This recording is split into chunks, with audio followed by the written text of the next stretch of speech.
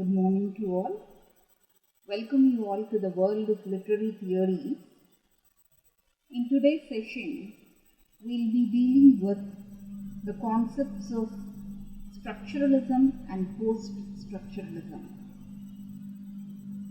As you all know, the concept of structuralism emerged in France in the 1950s, and it's nothing but a way of perceiving the world in the form of structures. And an inseparable name from structuralism is Ferdinand de Saussure, who is a Swiss linguist, popularly known as the father of modern linguistics, and he has proposed the theory of language or semiology known as science of science, and he also explained the binary oppositions or the binary pairs such as male, female, speech, writing, etc., in which the one dominates the other. And Saussure defines sign as the basic unit of meaning, and he considers that signs are made up of two parts, namely the signifier and the signified. The signifier, it refers to the form taken by an object, such as a sound or a visual presentation, such as photograph or painting, or it may even be a word. Whereas signified refers to the concept, the thought, or an idea of the original object. And this structuralism aims at discovering the objective reality, or it goes in search of the truth. And these structuralists, they affirm that there is no reality outside language. On the other hand, there emerged post-structuralism, which argues that truth and objective reality are inaccessible, and altogether they are inexistent within language. And for these post-structuralists, signified can never be grasped behind the words.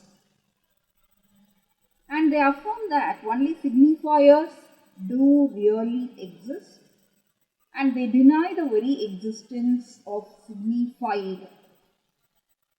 Jacques Derrida, he is a French philosopher, and of course, he is the pioneer of post-structuralism. He condemns structuralism for trying to find a center of meaning. He refutes the concept of center as illusory. And in his essay, Structure, Sign and Play in the Discourse of Human Sciences, he underlines the paradox of center, and he argues that meanings are continuously postponed and accordingly always absent. He introduced the very popular concept of deconstruction. Deconstruction involves a close reading of any piece of work or a text to decipher myriad meanings. And it can be defined as the unmasking of the construct of centeredness. Derrida argues that instead of the loss of center, we must develop the notion of non-center. One among the goals of deconstruction is to rectify the imbalance between the binary pairs or the binary oppositions. And Derrida also argues that absolute meanings are not to be found behind words, and according to him, meaning is always postponed. and he refers to this particular process of postponement as difference.